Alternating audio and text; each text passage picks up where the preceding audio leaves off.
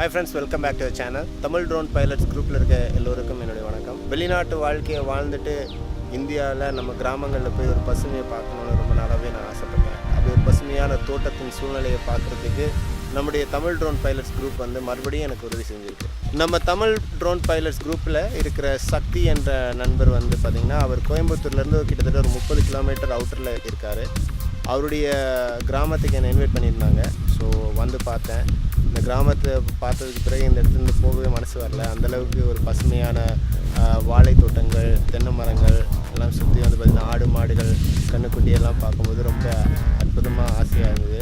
ஒரு மெஷின் லைஃப்பில் இருந்து நான் வந்து இந்த கிராமத்தை பார்க்கும்போது ரொம்ப சந்தோஷமாக இருக்குது. பெருநகரமான சென்னையிலேயே வந்து பார்த்திங்கன்னா நிறைய பேருக்கு இன்னும் வந்துட்டு இந்த ஆளில்லா வானூர்த்தி ட்ரோனை பற்றி அந்தளவுக்கு தெரியலை. அப்படி இருக்கும் பொழுது இந்த கிராமத்தில் சக்தி வந்து பார்த்திங்கன்னா தன்னுடைய பேஷனாக வந்து டிஜே ஸ்பார்க் வாங்கி இங்கே ப்ளை பண்ணிகிட்ருக்காரு. ப்ரொஃபஷ்னலாக அவர் எதுவுமே பண்ணல. அவர் வந்து ப்ரொஃபஷ்னலுக்காக வாங்கலை, அதை வந்து பர்சனலாக தன்னுடைய ஹாபிக்காக வாங்கியிருக்காரு. அவருடைய ஸ்கில்ஸ் எல்லாம் ரொம்ப அற்புதமாக இருக்குது. எனக்கே அந்த ட்ரோன் வாங்கணுன்னு ஆசை வந்துச்சுன்னா எல்லோரும் வந்து இந்த மொபைல் கேமராவில் வீடியோ எடுக்கிறாங்க. நம்ம கொஞ்சம் வித்தியாசமாக வீடியோ எடுத்தால் நல்லாயிருக்குன்னு தோணுச்சு. அப்புறம் வந்து எங்கள் கிராமம் கொஞ்சம் பசுமையாக இருக்கும். அப்படி இருக்கும்போது அதெல்லாம் வீடியோ எடுத்தால் நல்லாயிருக்கும் அப்படின்னு சொல்லி வாங்கினேன். ஃபேமிலியோட எங்கேயாவது வெளியே போனால் கொஞ்சம் இந்த வீடியோலாம் எடுத்தால் நல்லாயிருக்குமே. இது மட்டும் இல்லை, எனக்கு ஒரு பாப்பா பிறந்திருக்கு.